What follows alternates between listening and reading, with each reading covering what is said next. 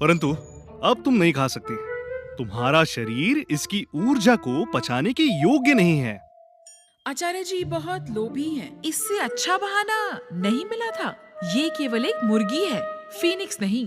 इसकी ऊर्जा शक्ति कितनी ही होगी। हम दोनों एक स्तर पर हैं, तो मैं वैसा नहीं कर सकती, परंतु आप कर सकते हैं। आप बड़े कंजूस हैं। ठीक है, नहीं खाती। रुको शिष्य,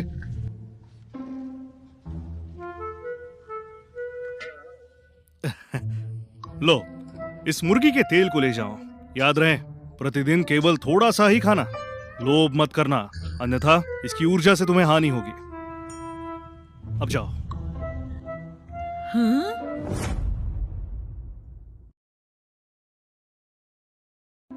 एक बूंद तेल का प्रतिदिन सेवन करना है। यदि भोजन नहीं देना था तो कह देते। इसीलिए पिछले 10 वर्षों में यहाँ केवल मैं ही आई हूँ। जैसे ही मैं मूल स्थापना संपन्न करूंगी, 10,000 मुर्गियाँ आपको भेंट करूंगी, ताकि आपको मेरी शक्ति का अनुभव हो। केवल एक बूंद तेल, कुत्ते भी इसे अस्वीकार करेंगे। देख लेना आप, कंजूस कहीं के।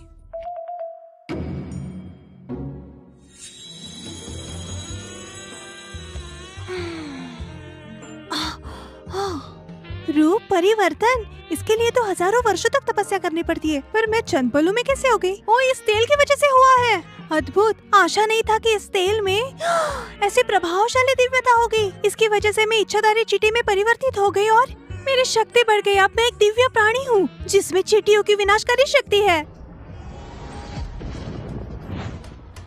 क्या है? वज्र प्रहार?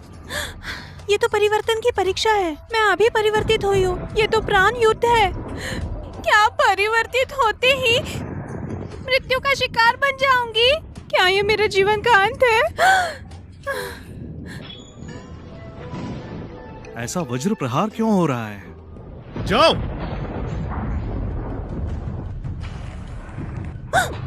ये एक दिव्य मनुष्य है या एक शक्ति है? स्वर्ग के व्यर्थ नियम, इन्हें तो नष्ट हो जाना चाहिए। धन्यवाद दिव्य मनुष्य तेल के लिए और वज्र प्रहार से मेरी रक्षा करने के लिए। मैं इच्छाधारी चींटी प्रण लेती हूँ कि इस गुरुकुल की सदैव रक्षा करूंगी। तेल मैंने कब दिया? ओह, तो मेरी शिष्या ने तेल अस्वीकार किया और तुमने उसे खा लिया। ठीक है, जब उसने स्वीकार नहीं किया तो अच्छा है तुमने खा लिया। मेरे आंगन में ही रहो, इधर उधर भटकना मत। अवश्य। मैंने अब तक भोजन समाप्त नहीं किया।